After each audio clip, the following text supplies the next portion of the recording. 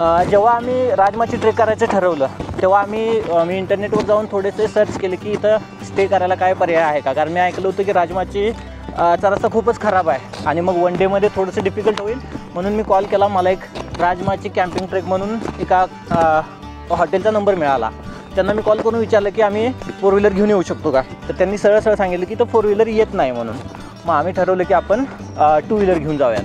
मग आम्ही दोघंजण पुण्यावरून येणार होतो आणि मुंबईवरून एक मित्र येणार होता, वैभव, जो की आता व्हिडिओ रेकॉर्ड करतो आहे. जेव्हा आम्ही निघालो तेव्हा आम्ही ट्रिपल सीट रात्री 8:30 वाजता ट्रिपल सीट निघालो आणि रस्त्यावर एवढे खड्डे. गाडी आमच्याकडे कुठली होती, शाईन गाडी होती आणि तिघं त्याच्यात. जवळजवळ आम्ही प्रत्येकी 60 किलो जरी म्हणलं तरी 180 ते 200 किलो वजन गाडीवर होतं आणि पुढे असे भले मोठे खड्डे आणि दगड होते. कसे बसे आम्ही 5-6 किलोमीटर आलो. त्याचे व्हिडिओ मी दाखवेलच तुम्हाला. त्यानंतर मात्र एका ठिकाणी काय झालं की एक क्रुझर गाडी एका वरती स्टीप असा रोड होता, ती निघत नव्हती. मग त्याने आम्हाला काय सांगितलं की तुम्ही गाडीत बसा, वजन जर गाडीत जास्त झालं तर गाडी निघेल म्हणून. कदाचित देवालाच आमची दया आली असेल आणि तो क्रुझरवाला पाठवला असेल त्याने.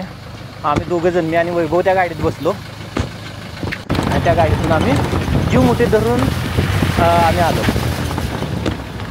आणि 2 व्हीलरवर सुनीलला कसा बसा येऊन पोहोचला.